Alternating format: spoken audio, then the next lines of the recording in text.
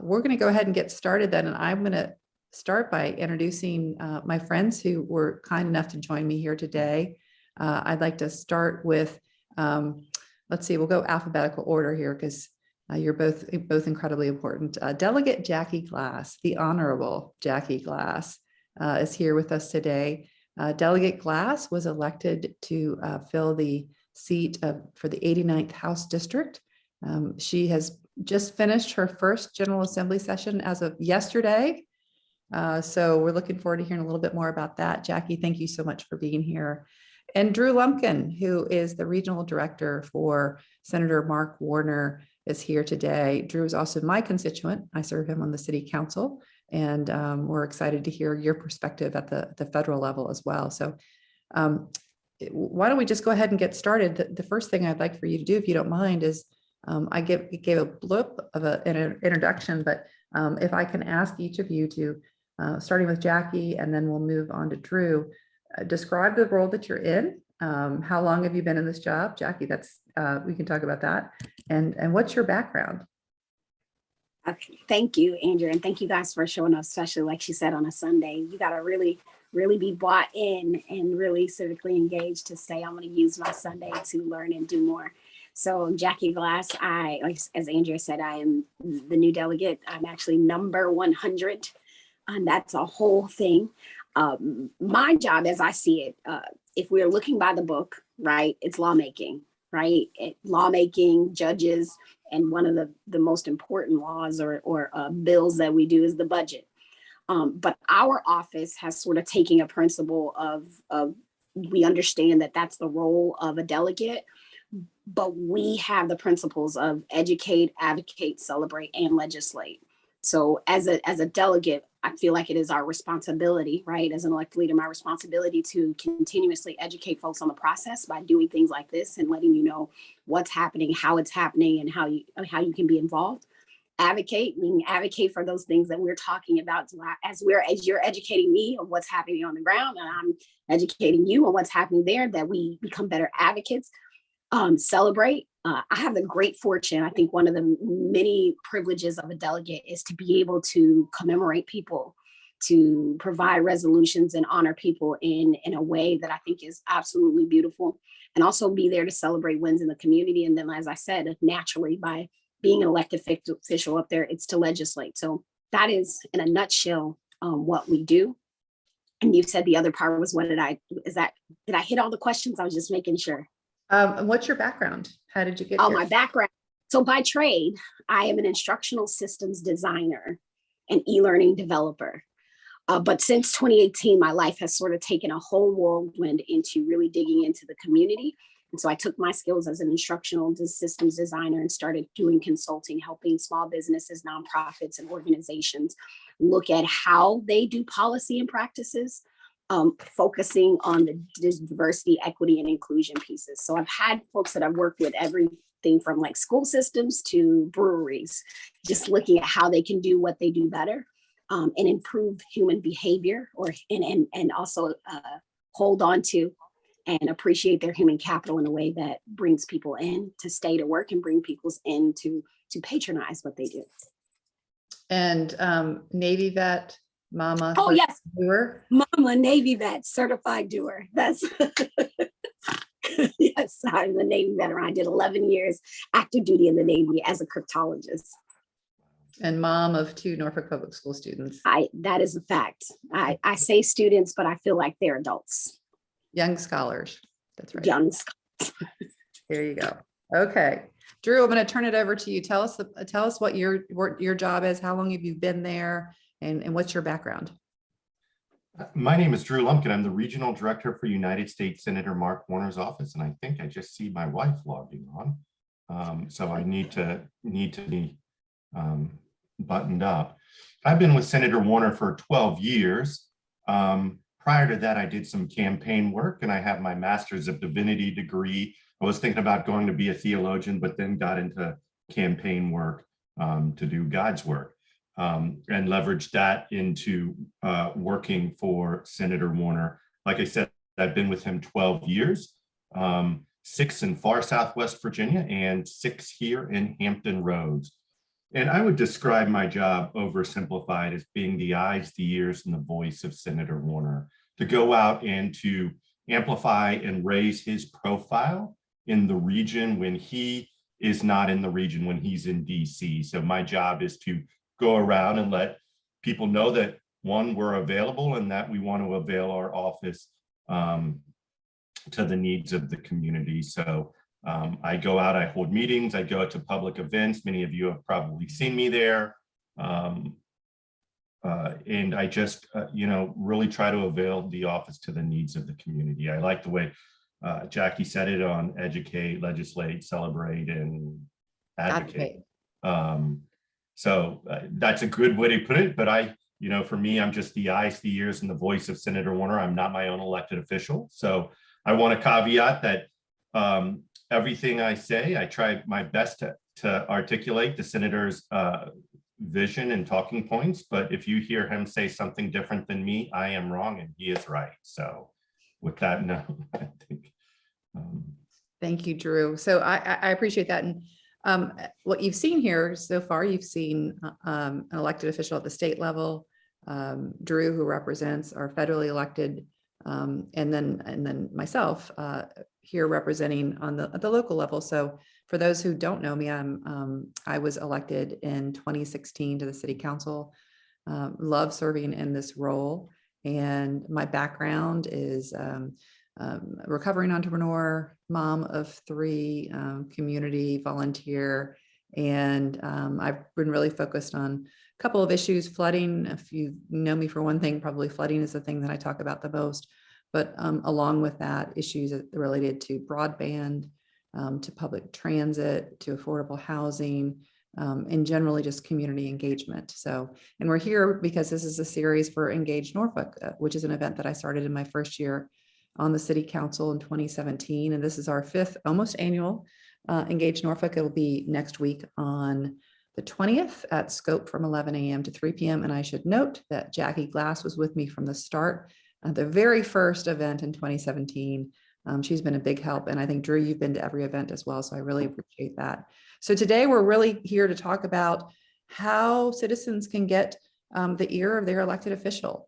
And it does differ. It differs at the local, the state, and the federal level. And quite honestly, and I think you're going to hear us talk about this today, as your elected official, we hear everything. We hear issues that are pertinent to the local level, the state, and the federal level. And sometimes we have to pass them off to our partners because as citizens, you may not know the difference, and that's quite understandable.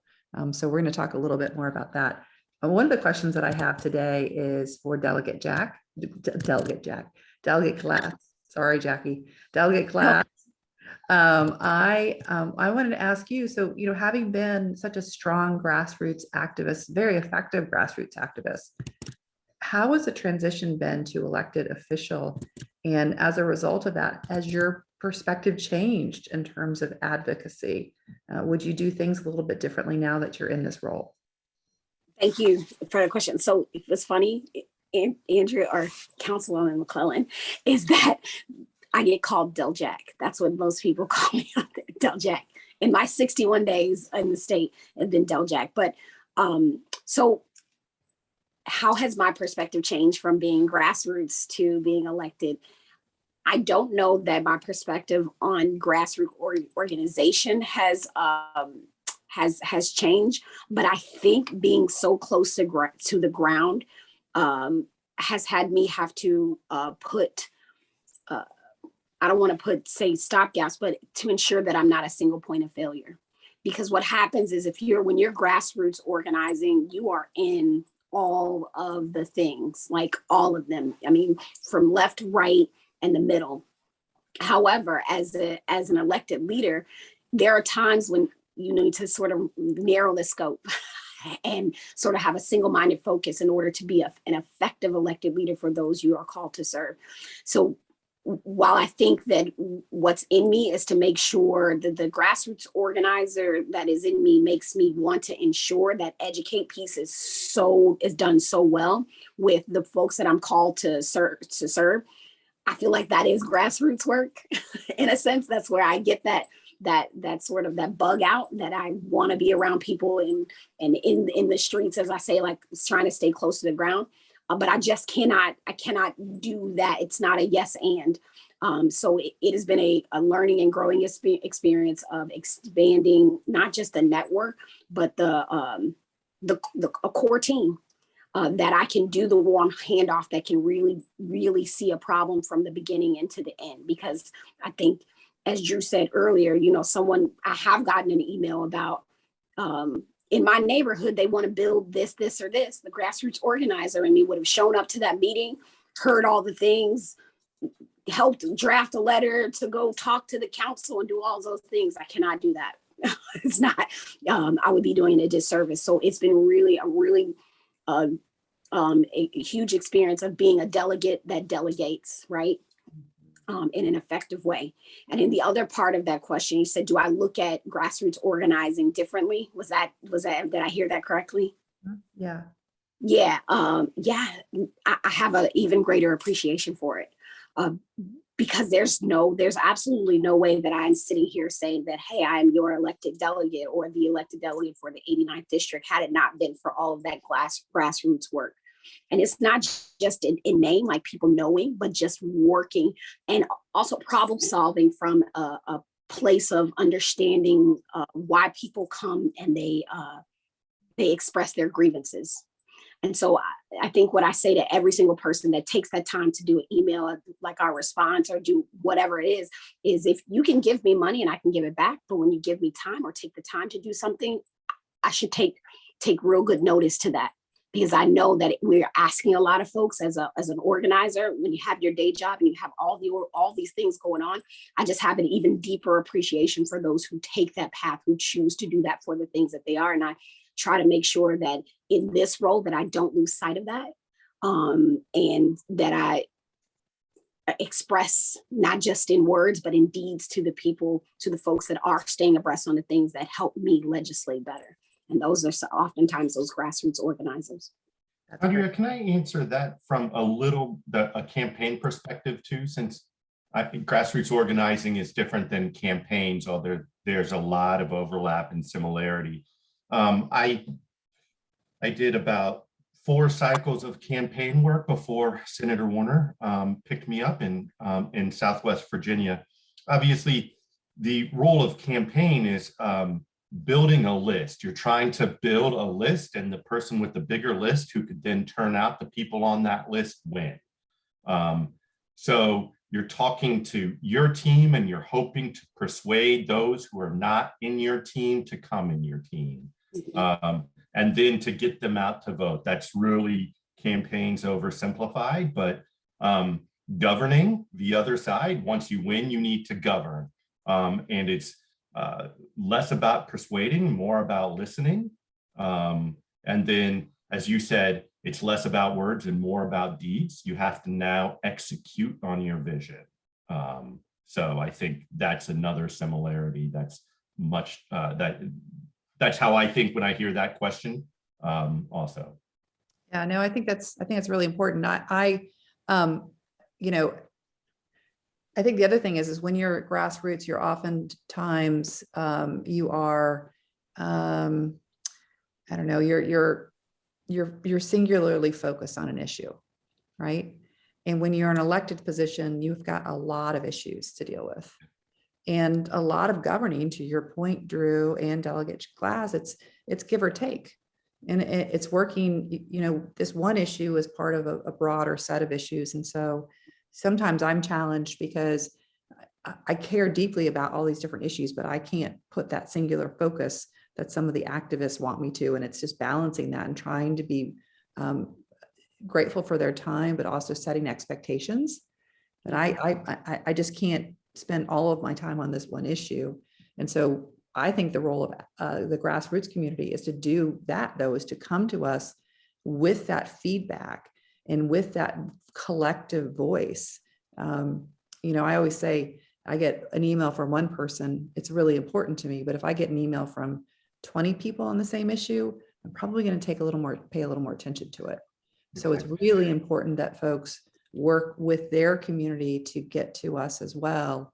and to come in full force along those issues. Let me ask this question. What do you all think of petitions? Good, bad? Do they work? Do they change your perspective on things? This is something that a lot of folks in the advocacy community utilize, and I'm curious what your experience has been with that. Delegate Glass? I was gonna say, go ahead, Drew. Go ahead. I was going to say, put her first. Thank you. Listen, it is. I hold. And in I my say that hand- because Delegate Glass and I worked on petitions together before. Yes. Yes. Okay. So when I'm looking at, and if I'm just poning my lens in a little, petitions can be extremely effective, right? And in that way of getting folks' attention, because as you said, Andrea, is like when we worked on our presentation, that said volumes to have so many people invested in our city on a particular issue. It made our city slow down just a bit, just a little bit, right? Did we get the results that we wanted always? No, but it did make folks take notice. What I will say in my inbox, I can tell, and this isn't petitions, it's comparable to petitions when I'm getting form letters, right? Mhm. I look at those in a sense as a form of petitioning. I appreciate it. I value it. But I'm like trying to compartmentalize it. Like I'm getting this same, it's different when I get a letter or an email from a person expressing their sentiment, right? I take a little bit more notice to that than that same subject line that I'm seeing. So I can just bucket those all together. Okay, how many of them did I get? Count that. But when I get that letter that I got to sit down and I got to read, because I'm not reading the same thing over, I take notice to that. So I want to put a little something on this too. We are seeing, at least this past session, that there are localities that want to make it harder to petition. They want to make it much difficult to petition because they're seeing local officials, state officials getting threats based off of the petitions, and also names on petitions being used as a means to scare voters, right? Like, so petitions are real and they're real commitment. I don't know. I said they're real. We all know they're real. It's a real commitment, but I think perspective. I think when you're galvanizing in a space, they're great. But sometimes when it comes to the form letters, it's just like, okay, I don't know how any other way to put that. And Drew, you can put your stink on that. Yeah, Drew, I'm imagining in your office, you get a lot of that where somebody, fills out a form on a website and it just automatically generates form letters. Yeah, we do does get that- a lot of those. What I would say is that the most precious resource we have as elected officials that you all have, I would imagine, and a representative of the senator is our time. So the more you can jam our time, the more we're going to hear your voice. A petition, I'm not exactly sure you're jamming up our time that much. And well, I'm being nice here. You're not. You spent more time getting those names than we are reading one thing and then flipping through and say, okay, 600 people did that. Agreed. I don't want to say that it is ineffective. Think of this all on a spectrum of effectiveness, but I would put it down on the lower end because our most precious resource is our time. So if you can jam our phones, jam our inboxes, we're going to hear your voice louder. So to the point Jackie was making, the next iteration up is those form letters. We're looking, you open them, and then I say, oh, that's the exact same mail. And then, we can then just say, okay, we got 30 of those, and then we figure out how to respond to those 30. But you took a little bit more time for us to then go through our inbox and then forward and filter those out.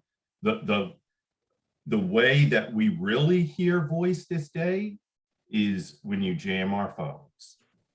When you can get people to call our phones, to say things and not really have a script, because people who call and say, I want Senator to vote yes on this. I'm like, okay, thank you. And boom, that's done. And then we just tally you. But if we have to have a conversation 100 times, there's an email going to DC saying, we're getting rocked on this. Do we have talking points on this? That's really helpful. Yeah. So just, I would think effective advocacy, what is the pressure point that you need to find for your representatives and your elected officials? And I can tell you the one of the number one things is going to be their time. So- Our time, we've got so much Concur. going on with there. We need two of us. So if you can take advantage of our time and jam our time up, your voice is going to go a lot farther. So I have to tell you, Drew, personally, I agree, except please don't call me. I mean, I'd love to hear from people, but I literally have no staff. So I am the only person returning my calls and emails. And keep that in mind. We have a staff. I know you're going to ask a question about what our staffs look like compared to yours, but jamming Andrea's time, you're actually doing counterproductive to her ability to then be an so I would say at the elected local level, official. It's just her, but jamming our office when we have a staff of 4 people here locally, that's something we can happen, and we can still walk and chew gum. So please keep in mind. So let me along those lines, let's finish off this thread and then we'll talk about staffing. Because I think I agree completely with everything that you've said. When I just get a form email, I just put it in a file, right, on my computer. But if I have an email, for example, the advocacy that went into the bike lanes recently in the city of Norfolk, each of those emails was different. No, they had a personal perspective, a personal story, and it was really effective. The other thing that I would say for those who are watching this, don't send an email to every council member or to all your delegates or to all your federal delegation. If you send it to me personally, I have to address it. If you send it to the entire council, it's very easy to just ignore it. So I feel like if I were going to give advice advocating, I would send directly one-on-one communication as opposed to putting a bunch of people in the to subject line of an email. That's just my thought there. Okay, so now to your point, there's a diffusion of responsibility there. If you have 8 people on it, you're like, I don't have time. Yeah, Joe over here is going to take care of it. Yeah. So along those lines, we touched a little bit about that. Drew, why don't you tell us a little bit about your staff structure, and then Delegate Glass, you could talk about yours as well, because I think it's helpful for folks to understand sort of what goes on beyond, the man behind the curtain. Like, how does that actually work? What does that look like? Sure. Senator Warner, of course, has 6 offices, one in DC. He has one in Vienna, Richmond, Norfolk, of course, Roanoke, and Abingdon. He has about 20 staff in state and about 30 in the DC office. So he has totally about a staff of 50 that handles his entire legislative portfolio and constituent and outreach services within the state. So here in the Norfolk office, we have 4 workers. We have 1 caseworker, we have 1 military liaison who is basically the outreach person who interfaces between our office and the military community throughout the region and the state. Then we have 2 outreach representatives. I'm the outreach representative. So we have 4 people total, as I said, but also implicit in that is we have 2 prototypical workers. We have a caseworker. So if you call in and said, hey, I need visa work, or I need help with my Social Security, that is a casework where we are trying to liaison between you and an executive branch agency to help resolve an issue that you might have or get information that you might have with, again, an executive branch agency. We also have the outreach worker. As I said, I'm the eyes, the ears, and the voice of Senator Warner. So if you were going to call, you probably, the person who answers our phone is our caseworker, Sandy. You would deal with her, and because the 3 outreach workers, we are probably in and around town or the region somewhere. And Drew, was that pretty standard for the other federally elected officials as well? So similar? our office is different, but each congressional office is sort of structured a little different to the personalities of the principal. Senator Kane's office, their outreach worker is the same person. They're dual hatted as their caseworker. So I think you all know Diane. She's wonderful. She Diane is Kaufman. part-time caseworker and part-time outreach worker. So she has to split her time and navigate her schedule to try. Can I be out here? Can I be out? Do I have to be responding to casework inquiries? So we're a little differently structured than them. Luria's office, I believe, has, they're sort of split, oversimplified. I believe they're split up different, but some of those outreach workers do have casework portfolios. And then Bobby Scott's workers are mainly casework with a little bit of outreach, because as you all know, Bobby Scott's everywhere. He's his own outreach representative. I think that man has cloned himself. I literally see him He has. at everything. And turned back time on his genes because he's the youngest looking 75-year-old ever. So Drew, maybe you and Delegate Glass, maybe at some point you can put your contact information, website, how to get in touch in the chat as well. So Delegate Glass, I know I happened to be with you on election night and you had to put together a staff in less than 24 hours. So, Yes. so tell me about that experience and what does your staff look like?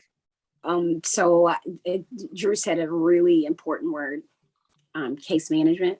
And so when I was developing my staff, I had to think about how we did that, but also how do we have folks that are able to support with the legislative side that I had no idea about.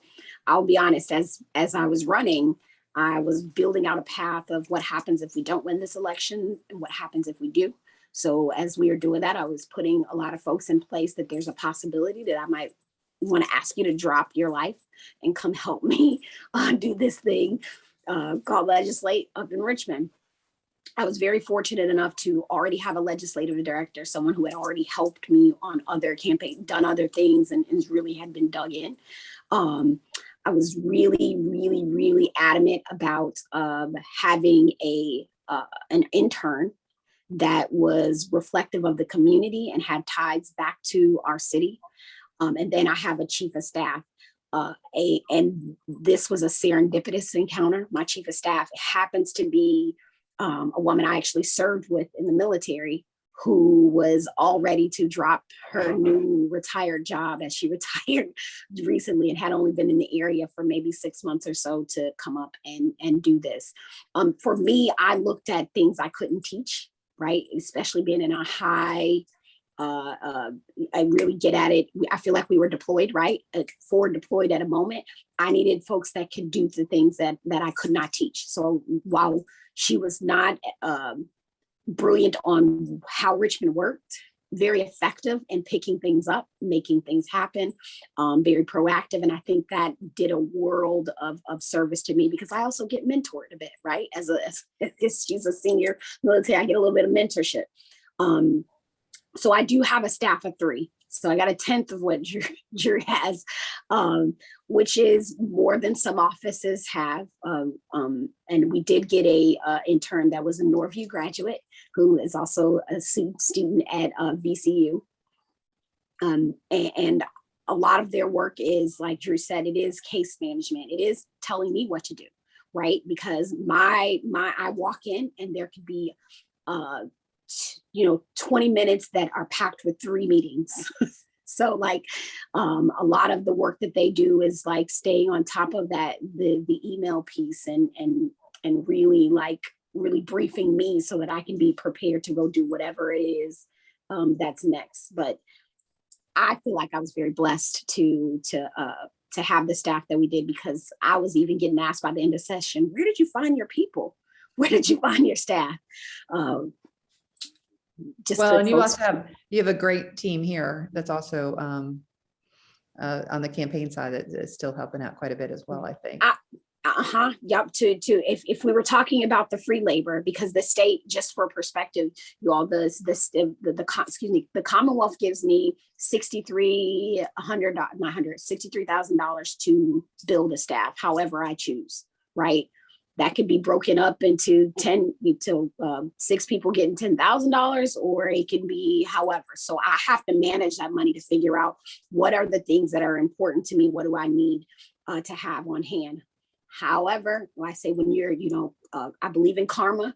I was very blessed to have folks that were still here in the city of Norfolk, like working really hard to make sure that we were successful in Richmond, feeding information. And if we're talking about, to Drew's point, staff, like field staff, still had an amazing field staff that kept me connected to what was going on, and also connecting those dots to some of the things that I was sending down, like, hey, I'm trying to figure this out.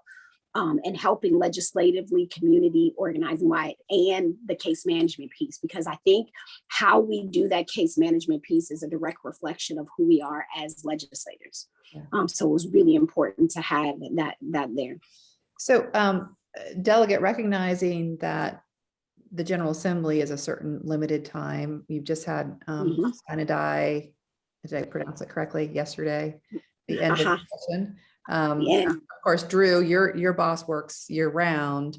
So Delegate Glass, how does that staff change, and how does your role change, and how does, in terms of people wanting to get in touch with you, how does that change when you're not in session now that, I know you'll be back for a special session to deal with the budget, but how do you think that's going to change? Yeah, sorry. No worries. So, right, we only spend a little over 14% of our time as delegates in a year in Richmond. And that's the truth. As a new legislator, I'll just tell you my perspective right now is that means that over 80% of my work is done back at home, right? It is a part-time job. However, people don't care. That doesn't matter. You are elected, you are duly elected. So I am to be of service. So it's a matter of balancing that day job with the work of being a delegate. Staffing wise, just with that $63,000, I had to choose who's part-time, who's full-time, who's just on for session. And so I chose to have a chief of staff that was full-time. So she's with me all the time, and brought her from our area. I thought that was really important to me, to have someone that would be able to see and hold in their hands what's happening in Richmond, so that when we came back home, could be able to translate the two, not just for me, but for our constituents. Some people have their chief of staff or their legislative aides stay up in Richmond. I just don't think that would do a service for me, as I'm still, again, being the delegate that delegates in a way that works for people. I will be hiring from my own funds, right? Because I have campaign, right, money that I will be pulling in, hopefully some college students that are social workers in to help us out and do some work, because I don't believe in free internships. And then, really making plans for what that looks like to allow more college age students to be able to have that experience as we go back again. So we're in the business of building and sharing the experience. What I feel like right now, my role is right now, again, is listen more, talk less, be attentive, and prepare myself for the next session and legislate. So that's why we built out policy work groups, because I don't think that you can do a service to the community in this job without being connected to what people are actually wanting, not just in our area, but across the Commonwealth. So we're back in school, essentially. We're back in school, back to advocating, so that when we bring forth we can bring forth really good, meaningful legislation next session. So I'll end. So we've covered the federal and the state, come back to the local level. So similar to the state level, we are part-time on the city council and the mayor. These are not our full-time jobs. Additionally, we do have one council liaison who represents all 7 of us, the 2 super wards and the 5 single wards. We have one individual. And so as a result, as I mentioned earlier, I really don't have staff. So I answer all my own emails, all my own phone calls, texts, and do my own social media. So it is very, very different. I don't have a caseworker. I go to the city manager's office and I say, can you help me with this? So that, it's really the city manager's office. But I think it's important as folks who are listening to this, understand the differences and understand the nuances, and then recognize, sort of give us a little bit of patience and grace to get things done. because, some of us have more time than others. I'm very fortunate to be in a position where while this is part-time, I can do it in a full-time way. I also wear other hats. I chair the Hampton Roads Transit Board, the Hampton Roads Planning District Commission Board. I'm vice chair of our South Side Network Authority. I do a lot of other things. I know everybody does, but anyway, I just think it's important to understand that. Mhm. And along those lines, I want to talk about, as an elected official, what is the best way, most effective way to get your message across? Because I know that we've seen, around the country, these news clippings of people screaming at school boards, for example, and outside protesting with posters. And I just can speak to myself. That's not typically an effective way for me to change my position. And I'd like to get your perspective on that as well. I just feel like I understand and appreciate the emotion that comes and the passion that's coming with these folks. But at the same time, if somebody's screaming at me, it's human nature not necessarily to be like, oh, okay, sure, I'll do that. I'm just curious what's your perspective on that? And can you give advice to the folks who are listening on how to maybe more effectively bring you to a different perspective? I'll start with you, Delegate Glass. I would agree with you on we've seen, when I'm walking up to the Capitol and there's groups there, because, it's not a lot of that doesn't necessarily call me to action. I acknowledge their presence and thank them for being there. But I think the best, I don't want to give a non-answer because this is a first sessions for me. So I sort of have been taking all the things very seriously, like the emails I get, even after I get the gloss over or the sort of pull outs from staff, I'm still going back through. Sometimes I just personally answer folks, but I think the best way is the best time way is email, but phone calls do. When I get a phone call, I'm like, whoa, for me, that doesn't happen often. But I get a full briefing on this person called, and we have a series of questions that we've sort of pulled out just to help me have a better perspective of what they were calling and why and what they're asking me to do. So you sort of get individualized when you make that call, even if it's just to leave a message, because we are listening, literally listening to what you have to say. So I'd say that is the most effective. And let me just say this with the phone call. It doesn't have to be a 10 or 15-minute phone call. It could just be you calling and saying, I'm such and such from here. I am your constituent. Here's my concern. You have this come up. I'd like you to just articulating it, and that's it. Like, I just don't want folks to think that now we have to have a 30, because I don't have, Drew said it well, like you jam up the time. I don't have bandwidth necessarily to have a 30-minute conversation about these sorts of things. And that doesn't mean that I don't care enough to give 30 minutes. That just means I'm doing a disservice to you as a constituent if I'm on the phone for 30 minutes having a conversation about that. But that's why we do a really important job of getting into the community, right? So that we can spend the 30 minutes, the hour, to be able to singularly listen to what it is that you have to say. So it's nothing against anyone, just at least from my perspective right now, I would say that's what I think is the best. Drew, For any me thoughts on too, that? I would say, do you have a question or do you want? No. I just wanted to get your thoughts. For me too, I'm a phone guy. I guess that's just my own idiosyncratic nature. Phones and emails and texts are the most effective for me. I do want to clarify something here that answers your question, clarify the jam up the time comment I made. That needs to be handled sort of appropriately. It's not appropriate.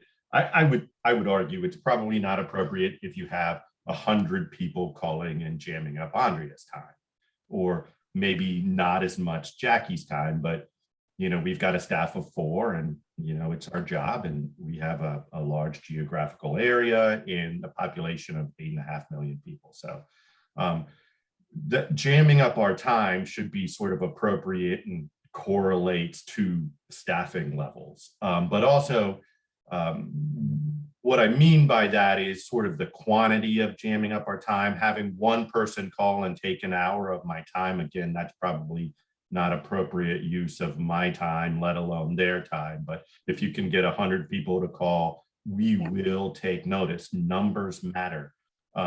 Numbers matter, but not like a petition where you can get 600 people and that says one thing, but you're not really affecting our day-to-day life with that. You need to find that pressure point and take advantage of it in numbers, numbers in response to time. But to your question, appropriate, I would like to think I'm an appropriate guy. I would like to think I'm an agreeable guy.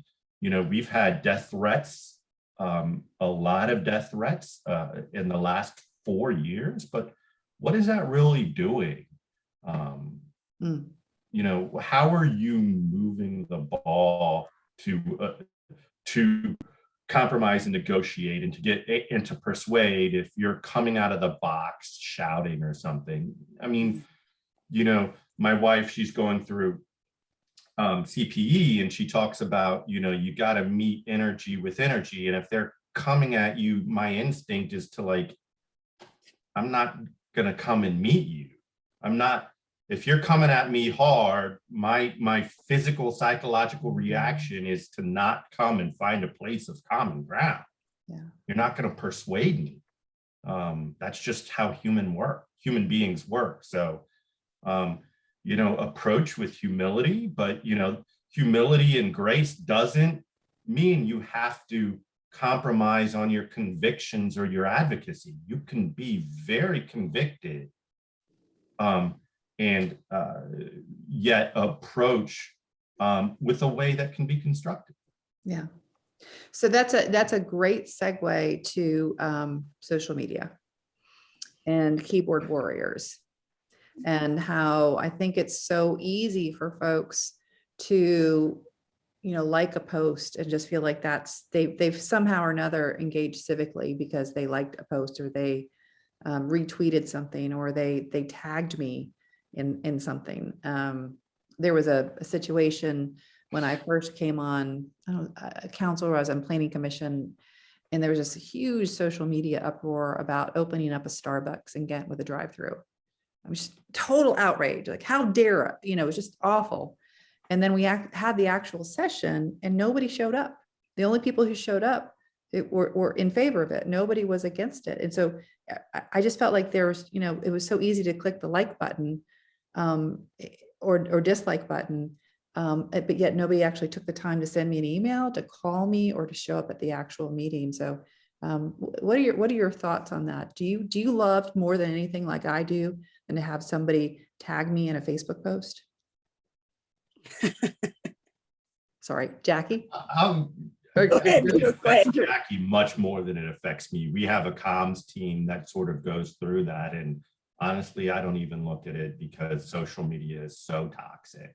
So, we're lucky that we have a staff that comes through that. But, when Senator Warner does a tweet, the first thing is, you're a loser. Or the second thing is, thank you for saving the country against the MAGA hats. And the third thing is legalized marijuana. I mean, it's just people doing whatever people want to do, and none of it makes sense. And the teams are split apart, and you're responding however the teams do.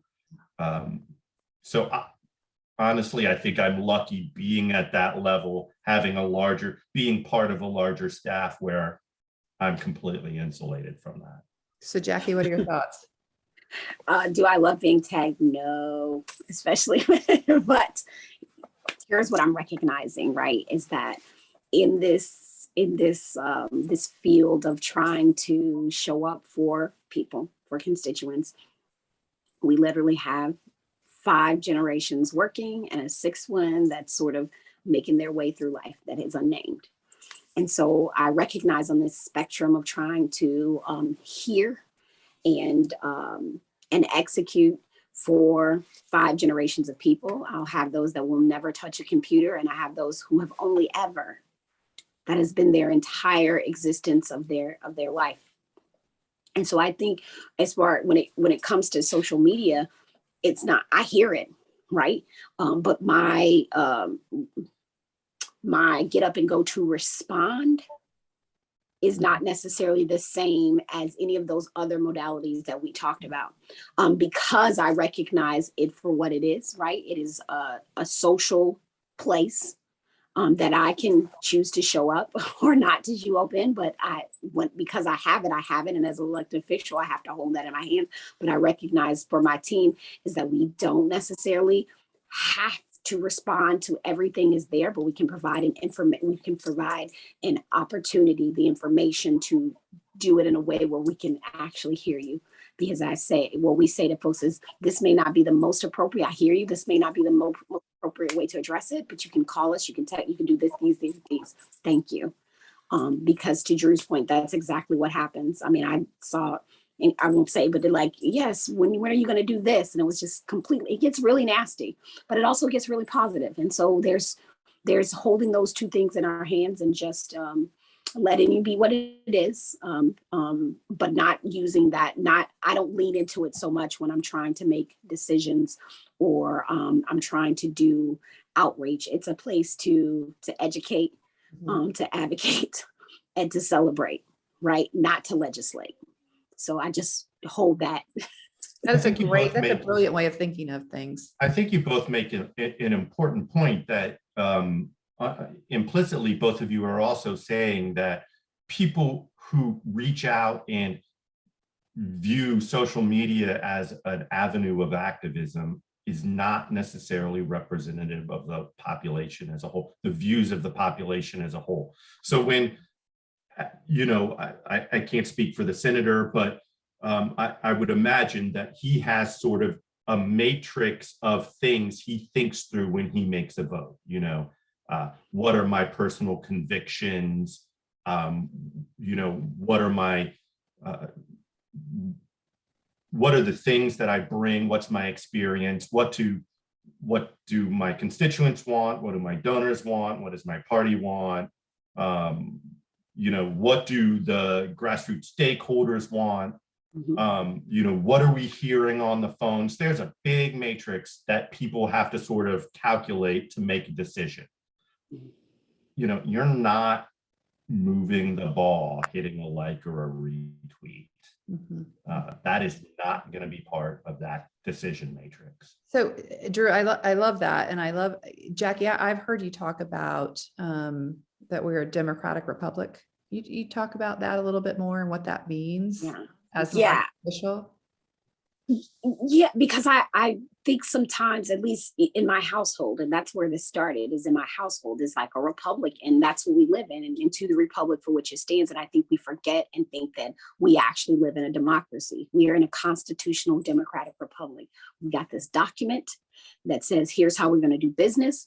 We choose who makes decision for us. That's what a republic does. And so I'm always putting in the front of my mind is that there are people who chose me to make decisions. And to Drew's point, there's a laundry list of those things that I have to go through when I'm making decisions. But I remind people that this, unfortunately, I don't want to break your heart, but we don't live in a democracy. We live in a republic, and that's real. And the most important thing you can do is decide who you want making decisions for you. And that's the reality of it all. Or else everyone would be up in Richmond pushing that aye or nay button all at once. And that doesn't happen. So I think Twitter and all those spaces think that it's a democracy, but it really isn't. And I live in it too, right? Like I'm living it too with elected officials that I chose to make decisions for me. But I don't know if that's what you were looking for with that question. I think it's really, really helpful. I also think that as an elected official, you can't know everything. No. And that's why, to your point, your focus groups, your policy groups, I had been elected, I hadn't been sworn in. And I remember vividly being called by Deborah Griggs, who's now my go-to person on animal issues. And there were a couple of others as well, but I really think it's important for citizens to recognize the value that they bring to us to help educate us. And that, I always say to folks, help somebody before you need their help, right? And become that trusted person on whatever those issues are. I see Michael Merritt, who's here, who's now the head of Bike Norfolk. So I know that, if I have questions about Vision Zero types of things, I'm looking at Steve Hansen, who's here, who's passionate about workforce development and making sure that our underserved communities get what the resources that they need. There's a whole wide variety. Those folks are so helpful, and it's when in the off season and the downtime when you're not in the heat of the moment. Those are the times to establish those relationships and define what you can bring to your elected official, not when, if it's only in the passion or you're about to vote on something. So delegate class, one of the questions I would ask you is, if you're advocating for something, what's the best timing? And Drew, I guess that's for you as well. And oftentimes I feel like people come to me after the budget is presented, which is going to happen March 22nd for the council, about an issue. And the fact of the matter is, the best time to advocate on budget issues is probably in the fall. Yeah. When we're putting all the ingredients of the cake mix, that the batter, right? That's when we're measuring how much vanilla and sugar goes in, not after the mix is in the pan and in the oven.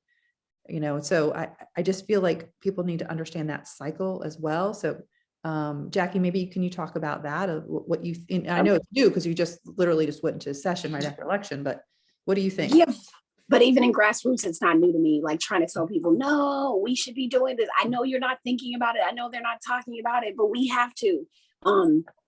That's real.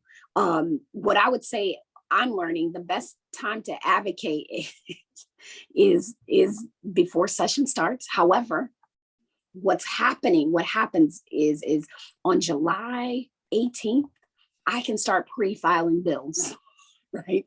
So if you've got things and we want to work together to make things happen, the summer, all the way up until is the best place to advocate for those things. But again, part of my job is doing exactly what you just did right now, Andrea, is educate folks. Here is the process. You're not going to get the desired results, because if you pull the cake out and it's been in there for 20 minutes, it's going to fall flat. So we're not pulling this cake out, right? But I think that when the session starts, the best time to advocate is when you see a bill on the calendar, right? You've been paying attention, you see it on our calendar. And so my job is to teach folks how to read the calendar. Mm-hmm. When you see it on there, hey, Jackie, you're going to be voting on this because it's on there for 24 hours. Right? Or for 48 hours, before I actually vote on it, hit me hard, however it is, because you are our commodity. People are our commodity in this sense when it's like turned my attention to something that I may have thought was completely nefarious. We'll be passing over 800 laws. That's wild to me. No one can know everything. So yeah, I hope I answered. Along those lines, as it relates to the state government, I didn't know this until the last couple of years. There was a bill that I was worried about, again, going back to flooding bills, right? I would just go to all of the delegation and say, this is, I need your support. What I didn't realize is it has to go to the committee first. And the people really to focus on are the people who are in the committee. Yes. If it doesn't get out of the committee, it doesn't matter. It's never going to get to the floor. So it's so critical to understand that committee structure is the key that unlocks everything. So and I'll put in the chat, if you're not familiar with LIS, lis.virginia.gov is the way to track all of these bills. It's really, really important. VPAP is another great place to do that. Drew, you have some tips at the federal level of how people can track legislation? So congress.gov it used to be thomas.gov, but I believe they changed it to congress.gov. It's the same thing that you were talking about, this lis.virginia.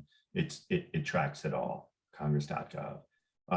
Our calendar year is different. Ours, October 1st is the beginning of the federal year. So when they're thinking about appropriations bills, I know Congress has a difficult time passing appropriations bills and does continuing resolutions. It's almost a joke at this point. if it weren't so serious. But in the spring is when you will hear us doing outreach like, hey, do you have things you want to add to the NDAA, the National Defense Authorization Act? So we will talk with our military and federal facilities partners to see if they have anything we want to add to the NDAAs, that then we will start trying to pass later that summer and early fall to begin to hopefully be to go in October 1. But with that said, the legislation du jour, you can get things, you know, on the calendar relatively quickly. You can actually skip the committee process. So, I mean, those things, you guys as citizens are now more hyper aware than ever. So you know when a bill is coming up, and then advocating before the bill is generally what happens, and it's the best way to do it. And at the local level, let me just tell you, how do we get legislation passed? And when we pass ordinances or resolutions, and the way those are voted on, they have to be on our agenda. And the people who put these things on the agenda are the mayor, the vice mayor, and the city manager. So I, Andrea McClellan, as a council member, cannot actually sponsor legislation. Doesn't happen at the local level. We also don't follow Robert's Rules of Order, which is little known fact. So we do things a little bit differently in the city of Norfolk. It's not ideal, but that's just how it's done. And so people will ask me, for example, why haven't we voted on a tax for plastic bags, which I completely advocate for, by the way. The powers that be don't want to do that right now. So I can't put it on the agenda and then have a discussion about it. We literally don't even talk about it. That's the way it's done in the city of Norfolk. So it just is what it is. And that's why, you know, we're having these discussions and these workshops are so that you all can understand, and those who are watching, whether you're here with us today or you're watching this at a future time, you understand all the elements of how these things work. It's very complicated.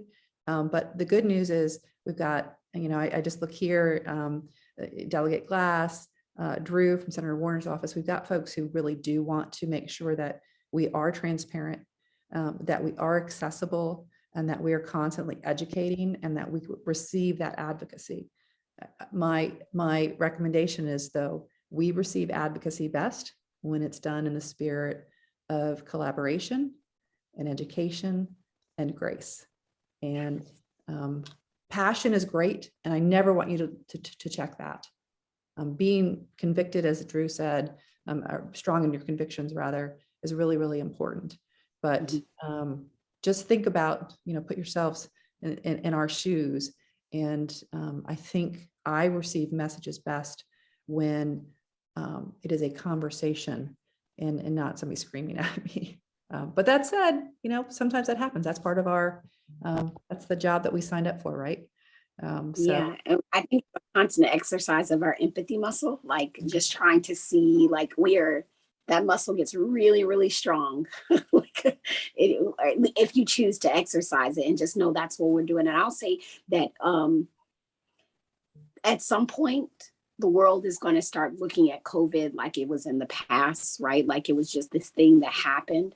What the opportunity that we have right now to sort of push entities for access, right, is really important. COVID taught us we got to have a way to bring people into these worlds without having them physically show up. There's got to be more ways, and I'll say that the General Assembly has decided to keep allowing people to virtually testify, which is super, super important. I hope it never goes away. So, you know, you don't have to come to Richmond if you believe in something. You do not have to come to the Capitol. You can sign up online to do virtual testimony. Now, are there spaces in the buildings where you can't do virtual testimony in, you know, for Senate hearings? Yep. For some certain spaces that they have them, but the majority of places you can do that. And so I think if you want to see that on the local level too, that you, before people forget, you know, that we have to start saying that we've got to find more ways to invite people into this process. And now is the time, I think, to push for it, because you deserve to have the opportunities to speak your piece, your truth, and how you feel like our state, our country, and how our city should be run. Yeah, that's such an interesting point because advocacy changed in the pandemic. It did. Um, it really did. And I mean, it gave us more tools. It gave us a comfort level to have meetings like this, to your point, where you don't have to go get childcare, or you don't have to worry about transportation, or that, maybe you could take a little break from your job, but you can, so I think that that's really, really important. And we need to think about that at the local level too. Some of those issues though, Delegate Glass, Jack, because we're a Dillon rule state, and we haven't even talked about that. We're at 6:02. Let's wrap this up at 6:10. So just to be, so we haven't talked about this whole crazy concept of the Dillon rule.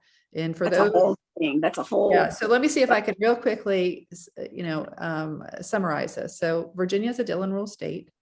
What that means is the Dillon rule, as I call it, it is a mother may I rule, right? So if you're a locality, you cannot do anything unless the state, the General Assembly, gives you permission. So if we wanted to create a new tax and we have not been given the permission to do so, we cannot do that. If Or you we want to take down a monument. Exactly. Exactly. That was a very real, very recent issue. If we wanted to implement the ability to participate virtually, right now, the way the legislation works, and I think there was some legislation that was going through the General Assembly, but we had limited power in terms of how much we could afford the community that opportunity of virtual participation. So, that we had to wait for and we were able to do it during COVID because there was a state of emergency declared by the governor, and a lot of those rules were relaxed. But when that state of emergency ended, so too did our ability to conduct meetings virtually. And I don't know, Delegate Glass, do you have any, was it Delegate Bennett Parker had some bills about virtual. Yep. And I think they got killed. Yeah. So I guess at the end of the day, anybody who's watching this knows the importance of voting. Yes. Truly, people, Yeah. who your representative is makes a ton of difference. You're going to, whether or not they're listening to you, whether they want to hear your advocacy, that they're going to be voting on these things. Nobody should take anything for granted, whether it's at the local level, the city council, the school board, state delegate, state senator, obviously at the federal level, our congressional leaders, senators. It's just critical. And anyway, I'll get off my soapbox. Okay, it is 6:04. I didn't see any more questions in the chat. If anybody has anything that they would like to real quickly end with. From the participants, I don't see anything there. I guess I'll just ask you guys to wrap it up. Any words of advice or wisdom that we haven't covered? We've gone through a lot today. Drew, I'll start with you. I talked about the most important thing is our time. On a scale of that precious resource, the most important time, of course, at the federal level is my principal's level, Senator Warner's. So if you have the ability to get on his calendar, that's the best way that you could advocate.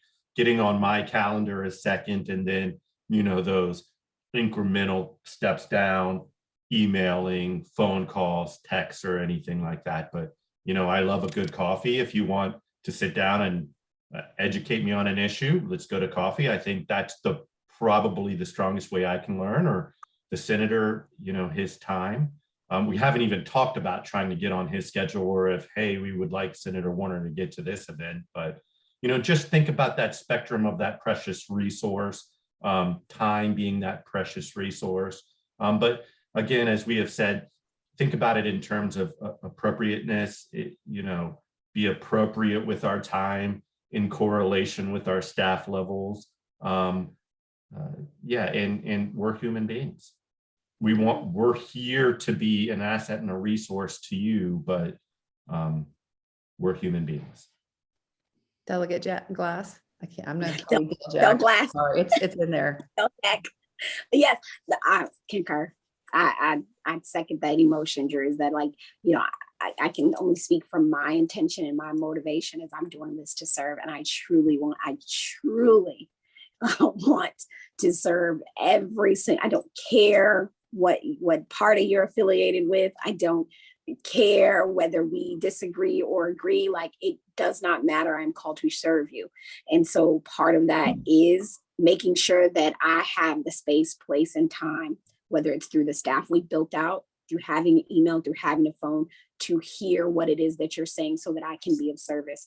I'm down for a coffee, tea, or Slurpee, you know, however you want to do it as well, especially when we're back home. Because like Andrea, I fully am setting my life up to do this full time, to really dig in, because I think that's what we need right now. Coming out of we really do need it. I wish it when we were a full-time legislator, but we're not. So I ask that you hold that in your hands too, like that, that I want to legislate. I want to be the best mother and wife I can be to my people. But I want to serve, and I want to do a good job at, because I don't want my little business to fall apart. I'm holding all those things while trying to be of service. So to Drew's point, using those avenues that you have available, because I understand that as I'm saying this, you probably have the same things. You're trying to do the best at what you're trying to do. However you're doing it, you got bills to pay, you got places to be, you got it. We understand that from each other. So I encourage you to, no matter what your means is, still do it, still email, still call, still text, still all those different things. And we will do our best on every single front. Timing is everything too.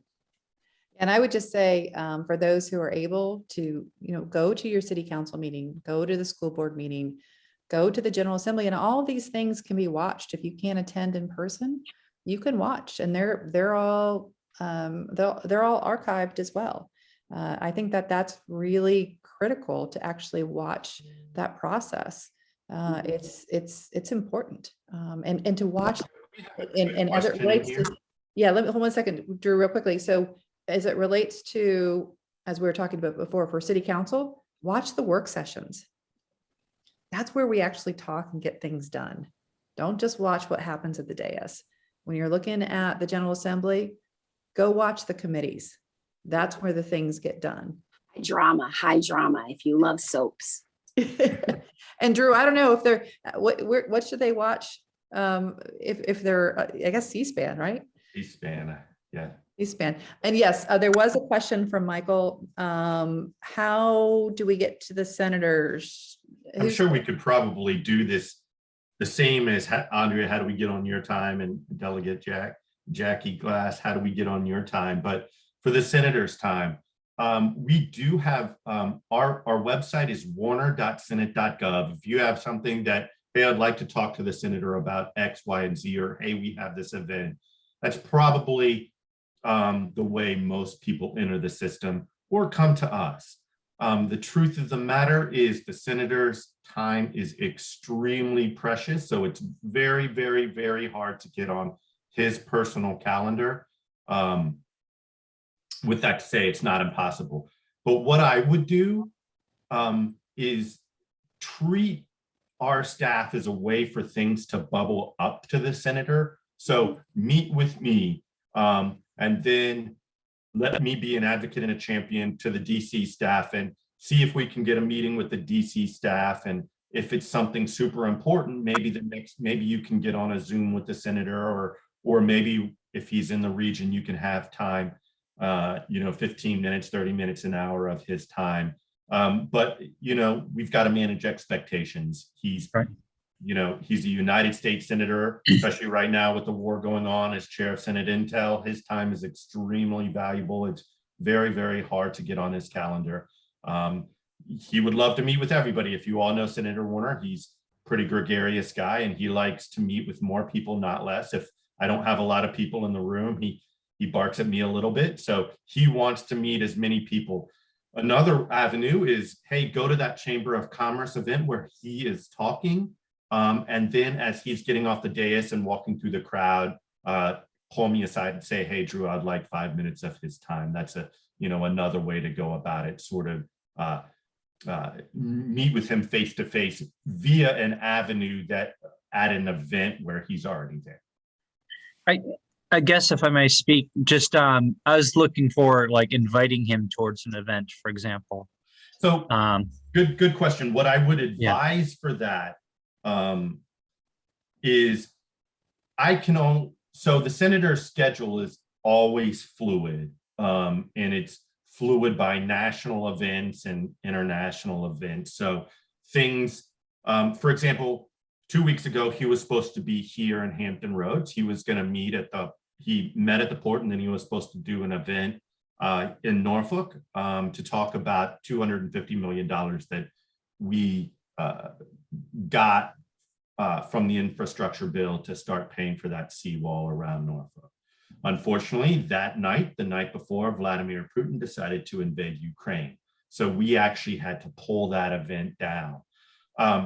So just understanding the caveat that his schedule is always fluid, and sometimes when we have people on his calendar, it could be pulled down. What I would say is there are ways that you can increase the likelihood of getting on his calendar, and that doesn't guarantee anything. Look at the Senate calendar or the congressional calendar and look for recesses, because Senator Warner, if Senate is in session, he can't be down here in Hampton Roads. Maybe you could Zoom him, or maybe if you're interested, you can go to DC, but he is not going to be down in Hampton Roads for an event. So if you want to schedule something, schedule it during a recess, and that increases the likelihood that you can get them. But again, that doesn't guarantee anything. We generally start planning his calendar 4 weeks to 6 weeks out, saying, hey, Drew, you're going to have him in your region at this time. Again, with the caveat of things could get pulled down. We pulled down a lot because of COVID outbreaks and his exposures. But Hey, one Drew. thing I'm sorry. I was going to ask, so does the senator ride a bike? Because I'm guessing that's where Michael, I think we get a great He shot. does, although he bike did it lane. a lot when he was Or on the governor. Elizabeth River Trail, be perfect. The last piece of advice that I think is the most important of this is, because our calendar takes so long to solidify, it's much easier for you to say, hey, and I'm making this date up, on August 25th, we are going to have this event. Is it likely that we can have the senator, because we know he travels then? If you are going to wait for us to actually get like clarity that you're going to be strung along up until a week out or a 2 week out, and that does you an injustice. So putting something on the calendar on your end, locking it in stone, and then trying to work with us to see if it is, again, the best thing you can do is, hey, Drew, what are the best chances I can get on the senator to come to this event? And I can give you that, but that doesn't guarantee anything. Don't wait for us in a back and forth of, hey, are you going to be here at this time? Because it takes so long, given just the national and international dynamics, for his calendar to solidify that you are going to lose the pop in your event. Okay, I have two questions. One, when the calendar says state work period, is that recess or? Yes. So from like May 30th to June 3rd is state work period. Is that he's in Is that DC? the Senate calendar? Yeah, basically a recess. Senate.gov legislative schedule. Yeah. So again, that increases the likelihood, but does not guarantee. Senator Warner, he could be in Virginia that week, but he could be down in Roanoke or Abingdon, or he could be on an international trip over in Munich trying to help solve an international war. right. But that celebrate increases the likelihood that he is going to be in the state and could then attend something potentially. Okay, that answers one question. Thank you. And then second question, do you mind if I give you a call tomorrow then? Sure. Love it. Yep. On top of it, if you need to get your bike fixed, he's your guy, or buy one or skateboard or you name it. And he's there. right there on Tidewater Boulevard, Tidewater Drive. Across from, yeah, across from Northside Park. There you go. Give you a shout out there. What's it called? Siren? Siren Skate Shop. Okay. Yes. Yeah. There we go. Delegate class. Mr. Drew Lumpkin, I am so, I'm just really grateful for your time. And I know a lot of folks learned a lot. I learned a lot in this as well. So thank you for this. And for those who are still on, I hope to see you next Sunday at Engage Norfolk. It's March 20th from 11 a.m. to 3 p.m. This year, it's in the Scope Exhibition Hall downstairs underneath the big main Scope. Parking is free. We have over 100 organizations who are going to be there for the Civic Fair. Go to engagenorfolk.com to see those. Delegate Glass is going to be there. Drew Lumpkin's going to be there. So if you want to meet him in person, that would be great too. I just, again, gratitude for all of you guys. Thank you so much. I think my internet's going wonky. Apparently it's time to go. And So thank you for putting this together, Andrea. We appreciate it. And thank you for Yeah, all of you that thank took This is an it. This hour is and the work. 15 minutes out of your Sunday to be with us. Yeah. that's great. Okay, everybody, be well. Take care.